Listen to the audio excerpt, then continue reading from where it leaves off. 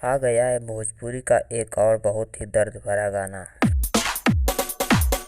गुंजन सिंह के आवाज में, जिस गाने का नाम है बदल गईलू।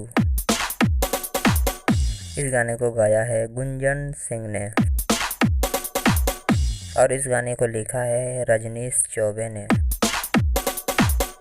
और इस गाने को बहुत ही प्यारा म्यूजिक दिया है छोटू रावत ने। और दोस्तों आप लोग को बता दूं इस गाने में गुंजन सिंह के साथ नजर आने वाली हैं निशा पांडे। अब दोस्तों हम जान लेते हैं आखिर ये गाना रिलीज कब होगा। दोस्तों ये गाना बदल गईलू कल सुबह 7 बजे रिलीज होगा। दोस्तों देखना ना भूलें, कल सुबह 7 बजे बदल गईलू गुंजन सिंह का बहुत ही शानदार गाना।